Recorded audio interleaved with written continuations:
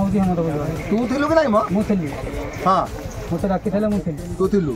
ତୁ ତୋଠୁ ନେଇଥିଲା କଟୁରୀ ସେ ନେଲା ସବୁ ଆଣିଲା ପରେ ଘୋଷାରିକି 4 ଜଣ ମିଶିକି ଆସିଲେ ଜୟ ଧରିକି ଆସିଲ। ଠିକ କଥା। ତୁ ଥିଲୁ ତମ ନାଁ ପ୍ରଦୀପ, ହେମନ୍ତ ଆଉ ଗୌରା ଗୌରା ଆଉ ପପି। ଭଲ ନା କଣ? ପପି ମାଛ ଧରା ହଉ ପପି ମାଛ ସେତିକି କଥା। ହଉ ବନ୍ଧୁ ମୁଁଟା ନିରୁପମା ସୁନ୍ଦର। କଣ ଘଟିଥିଲା ସେଦିନ ଆପଣଙ୍କର ବହୁତ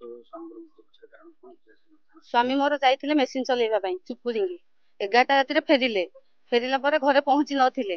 ମୁଁ ଫୋନ କଲି ମୋ ଦିଅରଙ୍କୁ ଯେ ଭାଇ କାହିଁକି ଆସିନାହାନ୍ତି ନା ଭାଇକି 10 ମିନିଟ୍ ହେଲା ମୁଁ ଛାଡିକି ଗଲି ଅଳିଆ ଘରଟି। ମୁଁ ଯେ କାହିଁ ଭାଇ ଆସିନାହାନ୍ତି ନା ଭାଇ ତ ଗାଡି ଚଲେଇବା ସ୍ଲୋ ଦେଖ ଯିବ। ପୁଣି 5 ମିନିଟ୍ ଗଲା ପରେ ପୁଣି ଫୋନ କଲି। ଫୋନ କଲା ପରେ ଭାଇ ମତେ କହିଲେ ଭାଇ ଯାଇନି। ମୁଁ କହିଲି ନାଇଁ ନା ତାହେଲେ ରୁହ। ଆଉ ଫୋନ ଲଗେଇଲା ସବୁ ମୋବାଇଲ ରିଙ୍ଗ ହେଲା ତାଙ୍କ ମୋବାଇଲ କଟା ହେଲା। ପୁଣି ସେକେଣ୍ଡ ଟାଇମ ଲଗେଇଲା ସବୁ ଫୋନ ସୁଇଚ୍ ଅଫ୍। ସେଠୁ ମୁଁ ସେଇ କଥା ଦିଅରଙ୍କୁ କହିଲି ମୁଁ କହିଲି ମୋବାଇଲ ଏମିତି ରିଙ୍ଗ ହେଲା ବାପି ନା ବୟାସି। ତାପରେ ସେଠୁ ସିଏ ସେଠୁ କହିଲେ ଭାଉଜ ମୁଁ ଯାଉଛି କହିକି ସେ 2-3 ଜଣ ଗାଡି ନେଇକି ଆସିଲେ। ଥାନାଙ୍କୁ ବି ଫୋନ କରାହେଲା। ଥାନା ବାଲା ବି ଆସିକି ଖୋଜା ଖୋଜି କଲା ପରେ ଆଉ ତାଙ୍କୁ ପାଇଲେନି।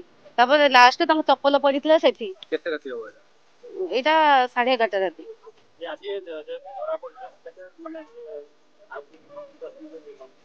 ଏଠାରେ ଅଛନ୍ତି ହାପି ମାର୍ଥା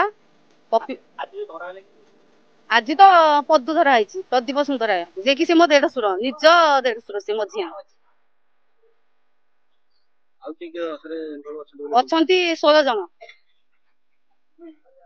ଆପଣ ମାନେ ତ ଜାଣିଥିବେ ଇଏ ଯୋଉ କେସ ହେଇଛି ଏଥିରେ କଣ ଜଣେ 2 ଜଣ ନା 5-6 ଜଣ କରିପାରିଥିବେ।